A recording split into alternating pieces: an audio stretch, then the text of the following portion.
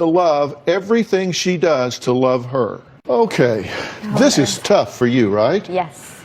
Because, I mean, it is a twin, but you think this twin bond thing's way overplayed. I feel it's overplayed. I mean, there's something about it that I'm probably never going to understand. Well, I'm married to a twin. My son's married to a triplet. Oh, wow. Yeah. And so I can tell you there's something to this twin bond thing. But yours has violated that bond, right? I think so. And, well, you think so. I know so. She's on heroin. Yes. But you were on heroin with her, correct? That's correct. Then you got clean. I did. I got clean in September of 2014. Okay, so that's 3.5 years. That's 3.5 years ago. What did she do at that point? She continued to use. Now, She escalated. she stepped it up. Absolutely. All right. Now, you feel right now that you're in a crossfire Yep. between Chad and your sister. Oh, yeah. Why? He's in my ear, you know, you need to cut her out. You need to move on with your life and, you know, with our family. I just can't seem to let go.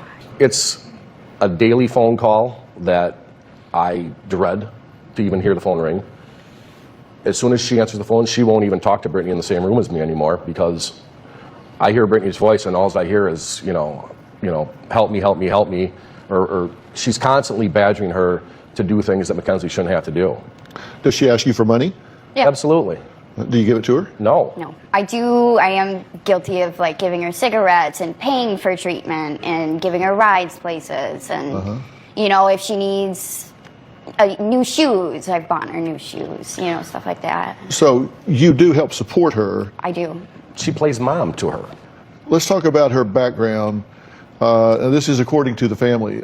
Age 13 to 15, it was 17 pain pills and then 19 and while pregnant. Yes, she was using while she was pregnant. And then at 7 months, she leaves the baby with her ex. Yeah, she left the baby with her ex and my mother. Okay. All right. Age 21, she is an escort for drug money. An overdose, charged with internal possession. Age 22, CPS is involved 3 times. She thinks her mother called, thinks somebody in the family called, thinks her mother called. We'll ask her about that when she comes out here. But your mom takes custody of the child at that point.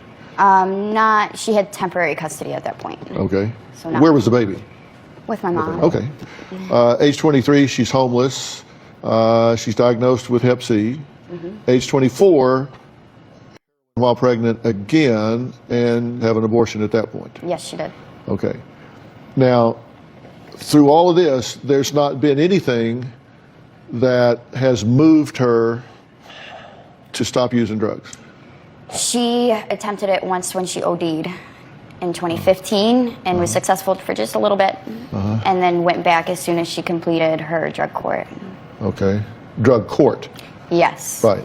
Now, you say she's attempted it once.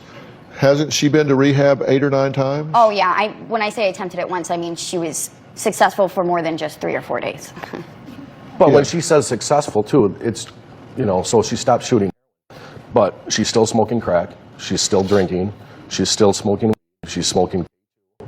I mean, she's substituting, you know, the heroin with 4 other drugs. She's addicted, right? And do you know how much she's using? How often she takes a hit? My guess is 3-4 times a day. Do you know how much she brought with her to LA? A decent amount. 20 bags maybe, pre-made up. Okay, so she brought She brought a lot. 10, 20 bags. Yeah, enough to get her, you know. Through. Yeah. Okay, so when she comes to your wedding, then she's going to be in a hotel there. Okay, so we're leading up to the wedding. It's 2 or 3 hours. You're going to have a party the night before. You're going to have a rehearsal dinner. Rehearsal dinner, yes. So she's going to have to shoot up before she comes to the rehearsal dinner, right? Yeah. Okay, then what time of day are you going to get married? 2 p.m. Okay, so she's going to have to be in her room shooting up before you get married. Yep. I just don't want the responsibility anymore. So you don't know how she's going to act with other guests? Like a fool. Well, we don't know. I mean, Britney says that Chad needs to stop being so judgmental and let her be there when her sister walks down the aisle. She says he is to blame for all of this. Chad is the bad guy. He is in her sister's ear. He is to blame for all this. If he will just shut up and back off, there won't be any problems.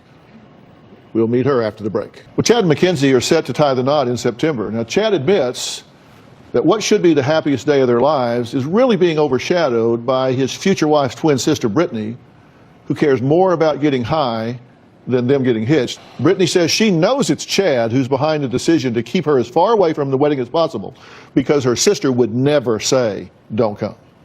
My sister's fiance, Chad, is the one to blame for putting the idea of me not being a part of the wedding into my sister's head. I know my sister, and there's no way she would ever say I couldn't be there on one of the biggest days of her life. When my sister sent out save the dates for her wedding, I didn't even have a house for her to be able to send me one, and that's upsetting. I'm a addict. I started drugs about 2 hours ago just so I wouldn't be sick. I would need drugs to not be sick just to be able to be a part of their wedding. Chad doesn't understand addiction because he's never gone through it himself. Chad can be hurtful, stubborn, rude, and judgmental. I think Chad is trying to drive a wedge between us. I do think Chad wants me out of my sister's life completely.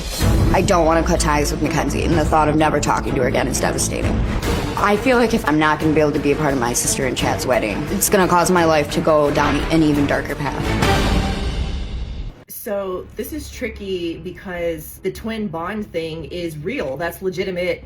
They've said it. They're twins. Dr. Phil is married to a twin. His son is married to triplets. I don't know why Chad is downplaying and invalidating that type of bond and that type of relationship, but it's real and he should acknowledge that it's real. But on the other hand, when he said that he's concerned Britney might endanger Mackenzie's sobriety, I think that's also very valid because that might be the case. I would be concerned about that as well. It's just a very sad and a very tricky situation because of course Mackenzie doesn't want to let go of her twin sister. It's her twin sister. And I don't think it's appropriate for Chad to just say, oh, she's already dead.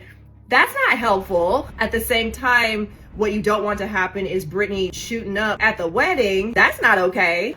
Okay, I'm glad you're here because this needs to get resolved now. Anything you want to say about what's been said so far?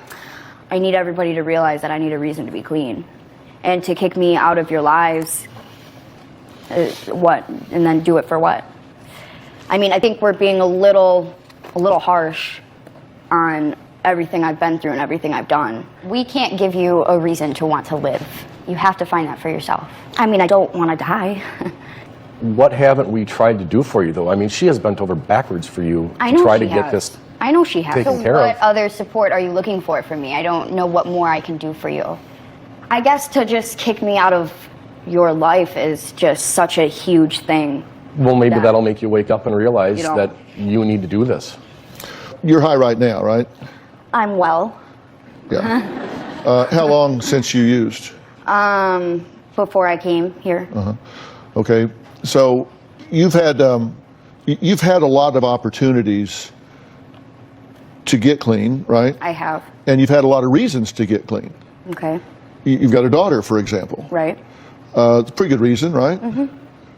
You've been to detox, like 5 times. 2013, you went to detox for 1 day and you quit. Yeah. 1 day, you quit and relapsed. 2014, you went to detox for 5 days. You completed it. You said there was no money for rehab, so you relapsed. You say it doesn't work because why? I don't know. I mean, I say all the time how bad I want to be sober and I want to live a normal life and have sobriety under my belt, but my actions do show otherwise. Chad says, quote, I would describe Britney as selfish, narcissistic, a destructive addict who doesn't give a blank. I could tell they had the good twin, bad twin thing going on, and I could always see that Mackenzie was the good twin and Britney was the evil ringleader. All Britney does is throw blank in Mackenzie's lap to clean up. Their relationship has to be done. It has to be over with. I have told Mackenzie many times during argument, it's time to choose between me and your sister. I keep telling her that Britney is already dead to her. So he is in her ear, right? Oh yeah, definitely. He's in her ear. But there's truth to it, too. To tell my sister that her twin sister is already dead You to her are. is You have so no harsh. supportive role in her life whatsoever. Everything mean- that you give to her is crap. Do you know how much stress that you create for her? I do. She's got 2 young children to raise, plus you. I mean, she's basically become your mother. Is that fair? No. No, it's not. All she wants to do is get you help. I don't know what to do anymore. Well, Chad says his soon-to-be mother-in-law, Donna, is a selfish narcissist as well, who he thinks is out to sabotage her daughter, Britney, because she doesn't want to lose custody of her granddaughter. We'll hear what she has to say after the break. My mom has taken custody of Britney's child and is more worried about what happens to Britney's daughter than what happens with Britney. My mom has been very little help on trying to get Britney sober, because if Britney eventually gets sober, then mom would lose Britney's kid. Donna completely turned her back on Britney. I just don't know how a good mother would not be applying herself in a more productive way to get her own daughter some help. Well, Chad says he has given his fiancée, Mackenzie, an ultimatum. Choose between him and his fiancée's twin sister, Britney. Chad says when he marries Mackenzie in September and exchanges his vows, he does not want to be exchanging glances with Britney because she is not welcome. Now, his soon-to-be mother-in-law, Donna, says try as he might, he will never break the bond of her beautiful twins. Britney's behavior is causing major problems for the whole family, especially her twin sister. My daughter Mackenzie and her fiancé Chad are very nervous that Britney would show up to the wedding high. Britney does have a temper. She doesn't know how to control her anger. And there is a fear that somebody at the wedding might say something to her that might trigger her. She doesn't know my side of the family, and I don't want their first impression of her twin sister to be Britney. No matter how hard Chad or anyone tries, they will never be able to break the bond that Britney and Mackenzie have. When Britney's life really started spiraling out of control, I stepped in and I took custody of her daughter. It does upset Britney that I am the one that has to watch over her daughter. I do cater a little more to my granddaughter than I did my own daughters. She doesn't have mommy and daddy there with her. At least my daughters had both of their parents. She doesn't.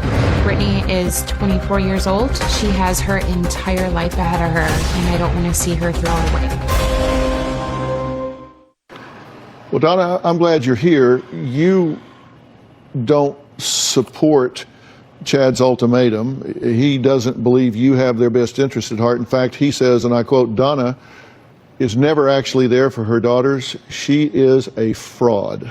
There are things. He says you're an absentee mom. He says that you're not there. He says that he actually thinks you're actively sabotaging her because if she gets well, then you don't have that baby anymore. And actually the opposite. I want her to get well. Yeah, but you had that opportunity to let her come after she completed treatment this last time, and you turned your back on her. You said it wasn't convenient. She was not in treatment. She was sober. She was only in detox. She was sober, and she needed a place to go. You need to help out here. Okay. I do what I can. It's kind of hard from 1,000 miles away. Donna, I'm not going to keep it. sending her money. Don't send her money because she uses it for drugs. So, I mean, 1,000 miles away, there's not a whole lot I can do. Now, I did say no to her coming after detox because she takes off, she relapses. I have her 5-year-old daughter there. I'm not going to put the baby through that What did you do when these guys were using drugs early on, 13, 14 years old? Mackenzie wasn't using. Yes, I was. I knew about the, but you weren't using. Yeah, and if you were, that's new to me that I didn't know.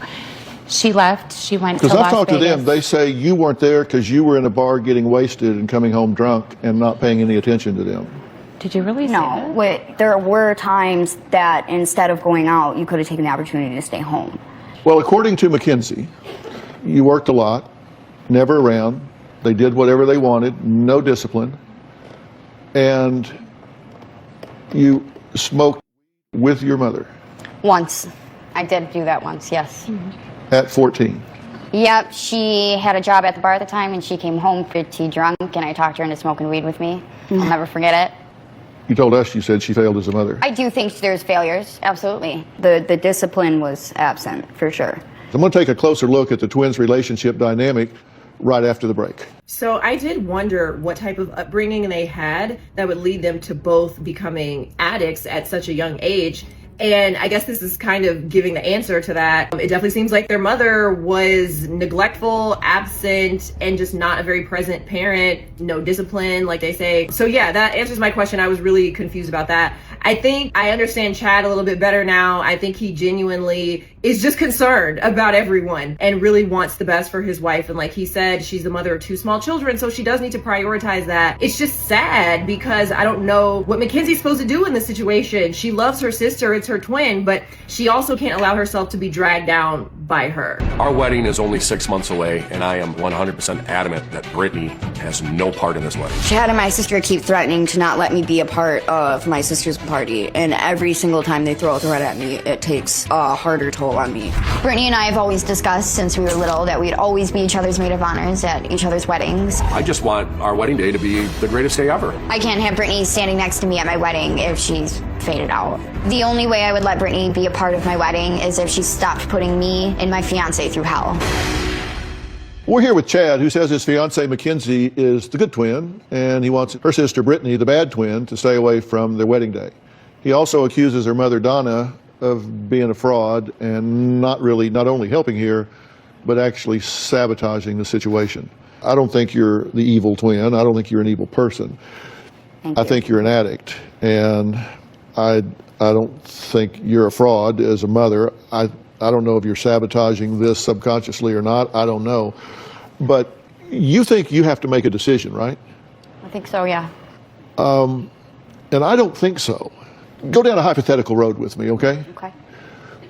If you're at your rehearsal dinner or at your wedding and you went back to the door of the church and there was some drunk staggering around or some addict out there stumbling around and they wanted to crash the wedding, would you want people to keep them out? Yeah, absolutely. I don't want that at my wedding. Okay, so there's a standard. You know that. She's the one that has the choice to make, not you. Absolutely. You have standards. She has a choice to make. That's not up to you. You don't compromise that standard for her, or her, or her, or him, or her, or him, or me. If I showed up at your wedding stumbling, I would not expect to be admitted to the ceremony. Right. Why should she? I see where you're coming from. I've been preaching that to you. Is there any other way to look at it? Either that or you just don't have standards. You say, well, but she's my sister. Mm-hmm. Well, that's biological. If she wants to be sisterly, there's a price of admission. And let me tell you, you don't have to love everything she does to love her.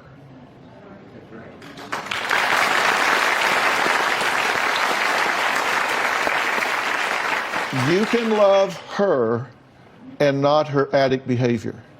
You can love her and not her dishonesty. You can love her and not her manipulation. Mm-hmm. I agree with that. She's already using emotional extortion. If you don't let me come, my life is going down an even darker path. What did I write down there? I can't wait. Emotional extortion. I You feel better like let me that's too come, or much you're going to own responsibility on me me. going down a dark road. It's But too it's much n- responsibility on me. She's making the decision. You're not, though. If she's not going to, follow through. That's what I mean. I mean, her saying that to me makes me feel like she's making me responsible for her She's been life. doing that already, though. I don't want that anymore. That's called codependency. She can't make you feel any way. I can't help the way I feel. Yes, you can. And I'm going to tell you how. She just said, I can't help how I feel. I said, yes, you can, and I will tell you how. I'm going to do that right after the break. Britney says her mother, Donna, will not hand her daughter back because she's determined to be a better parent this time around. Well, we're going to talk about all of this when we come back. Britney's drug use, her actions, and her behavior has had a terrible effect on me and my fiance. Every time we talk about Britney, it ends up in a fight. He's afraid that it's going to trigger me and I'm going to spiral out of control again. The stress that Britney brings to Mackenzie is going to cause my fiance to break. Sometimes I feel to myself that I need to postpone this wedding, or that maybe Mackenzie and I need to take a break. I am so over Britney that I've beaten the dead horse. It is done. We need to move on. Well, I'm back with Chad and Mackenzie. I'm suspecting right now Chad would like to pat me on my bald head because I'm probably echoing a lot of what he's been saying till he's blue in the face. They're discussing whether Britney should be at their wedding or not. Britney, I just spent a few minutes talking to your sister, saying she doesn't have a choice to make, you do. What do you think about what I said to her? I can't disagree. I'm very pragmatic. The presenting problem here is about, do you have the right, is it cruel to exclude her from your wedding?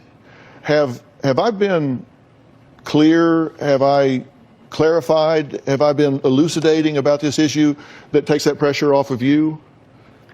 I feel like there is still pressure, you know, because no matter which way I go, somebody's mad at me, and that upsets me. Okay, I don't know how else to you just explain need to it. decide. You either want to be a victim or a victor, because I don't want to be a victim. Well, I can tell then you that. stop playing a victim, because you're being a victim here and saying, "Oh, there's still pressure on me." Look, it's your wedding, it's your life, it's your day, and if you're going to give your power to her, then you're getting down at her level instead of pulling her up to yours. Okay? So, and how do you do? You say, okay, yeah, I hear you, Dr. Phil, but how do I do that? Right. Okay, how you do that is two things. Number one, you got to give yourself permission to walk in the light. You got to give yourself permission to walk in your power and say, I'm entitled to the fruits of my efforts. I have worked to get myself clean. I have worked to stay clean. I have found somebody that loves me. I love him. We've made a family here. I claim the right to star in my own life. I claim the right to do that. I claim the right to do that. And then you've got to change your internal dialogue, which is, oh, I feel bad, and, you know, she's my sister, and I'm letting her down, and you're saying that 10 speed. It's like elevator music playing at 10 speed 24/7. And that's programming you. You've got to write down what you're saying and look at it. You're going to go, whoa, no wonder I feel this way. She should feel bad for not being there for me. If she didn't care enough about her daughter to get clean, what the hell makes you think you're going to make the grade? You're right. You're absolutely right. I don't think that I'm enough for her to get clean, and I have told her that in the past. You're not. So give yourself permission to move on. You're not enough, and I'm going to tell you why and how you can change that right after the break. Yeah, I'm really glad that Dr. Phil is getting tough with her, because she is allowing herself to stay in this victim mindset, and she is making herself responsible for her sister. Of course, her sister Britney keeps putting the responsibility onto her, but Mackenzie doesn't have to take that on. And yeah, there's definitely a codependency, which makes sense, they're twins. So of course there's a codependency, but now is really the time for her to start creating some separation there so that she can have a life and have a wedding free of drama and addiction. My greatest fear is that if Britney does not get help and succeed, that my fiance is going to completely unravel at some point. My hope is Britney will come live closer to myself and her daughter.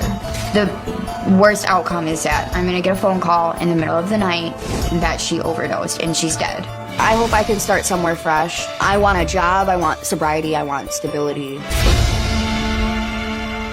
Britney says she has struggled with substance abuse since high school and has paid a high price, including losing custody of her young daughter to her own mother, Donna. First off, God bless you for taking this child, and God bless you for loving this child and giving this child a home, and I hope you continue to do so as long as necessary. So God bless you for doing that. You may not have been the best parent. What happened then happened then. Only time is now, and you're doing it. I don't think anybody controverts the fact that you're doing a great job with this child at this point, and just God bless you for providing stability and love and a soft place to fall for that child. So I'm glad you're doing that. So what do?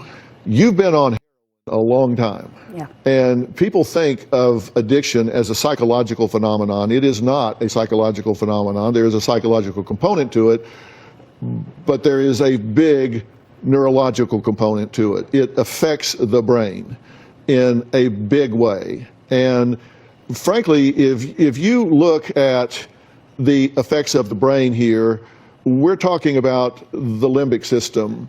And the limbic system is made up of a lot of different structures. The thalamus, the hypothalamus, the cingulate gyrus, the hippocampus. There's a lot of different structures that all make up the limbic system.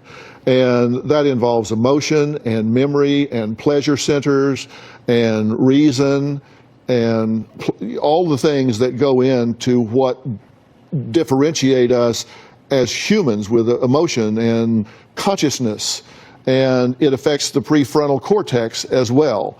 It impairs your ability to regulate behaviors, emotional processing. It impairs your memory. It impairs executive functioning, reasoning skills, problem-solving skills, planning skills. It decreases your ability to make decisions. It decreases your ability to imagine future events and interactions. It decreases your ability to respond to stressful situations. All of these things. In fact, a brain functions a lot like an Alzheimer's brain. So that means motivation and emotion are pretty much gone. Mm-hmm. Pleasure centers are really out of balance. So you're in a situation where the computer that runs the body is giving you false information. You know, this prefrontal cortex here is the executive center. This is like the administrative office that tells you what to do. It's your problem-solving center. It's what organizes all your behavior. It's problem recognition, problem solving, and then these deep structures in here make up the limbic system. This is deep brain here. And has disrupted your neurotransmitters. It's disrupted dopamine, it's disrupted serotonin, and how these things communicate with each other. So it's just not about, I want to get in there and give her the old college try. Because your brain is not working like it needs to do. Okay. So that means what? That you're just screwed? No. No, it doesn't. There are 90 days until the wedding. So how does Britney use those 90 days to get herself right? We'll be right back. So I've just said that your brain, the computer that runs everything, is not functioning right, so it's giving you misinformation. So what do you do about that? Can it get better? Yes, it can get better. You may not ever get back to where you would be if you had never touched a drug, but you can recover a great amount of what you're doing. I'm not going to send you to a rehab program. My team has spoken to your mother, Donna, who says that she will put you on a waiting list for community treatment where you live, but she needs to actually follow through. I don't know what you'll do and what you won't do, but I'm going to do this with you in a stepwise challenge. If you guys will come together and get you into a detox program, and you will go through that detox program and complete it to whatever criteria they have, and then you will pass 2 random drug screens in the next 7 to 10 day periods after detox, then I will step up and put you into a very high level dual diagnosis treatment program.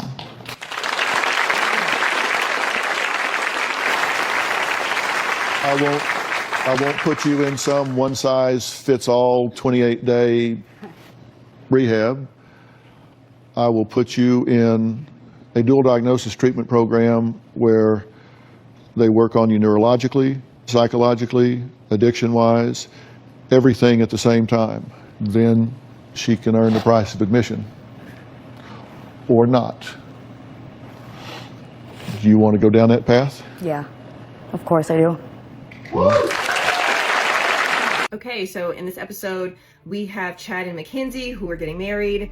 Chad wants Mackenzie to cut off her twin sister, Britney, who is addicted to heroin. Yeah, this is just a very sad situation, no matter how you approach it. I definitely understand why they don't want Britney at their wedding, and especially why they don't want her to be a bridesmaid if she's still using. And they say that their mom was neglectful when she was raising them, but it does sound like she's doing an excellent job with Britney's daughter, and I'm glad that Dr. Phil pointed that out, because that is something that should be applauded. And I know that Chad was saying that the mom, Donna, was maybe sabotaging Britney by not letting her move into her place while she was completing detox, or after she completed detox. But I really understand Donna's reasoning that she has the 5-year-old granddaughter there, and she didn't want Britney to come into the environment and disrupt that environment and disrupt what's happening with that child. I mean, children are very sensitive, and I think it would be very disruptive for Britney to come into the home. Then the daughter is excited to have her mommy there, and then her mommy just disappears again to do more drugs. It's just really tough because they do have a bond. They're twins, so of course they're gonna feel responsible for each other. But I think that Mackenzie does need to stop thinking that she's responsible for everything that Britney does, and Britney needs to stop guilt tripping her. You know, Dr. Phil was right when he said that Britney is engaging in emotional manipulation and extortion, saying things like, if you don't let me come to your wedding, I'm gonna go down an even darker path. That's insane.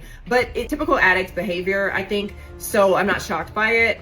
But I really do hope that she takes the help that Dr. Phil is offering her, because otherwise her life will continue going down a dark path. But what did you guys think about this episode? What do you think about Britney's addiction? Do you see her actually taking this help and doing something to change her life? I don't know if she's hit her rock bottom yet. I don't know. What do you think about Chad and Mackenzie? Do you think Chad is just trying to be considerate and mindful about his fiance, her mental health, her need to prioritize taking care of her children? Or do you think he's being unreasonable to say that she should disinvite her sister and cut her off? And what do you think about the mom, Donna? Do you think that she's actually really doing a great job stepping up now as a grandmother? You guys let me know. Drop it in the comments.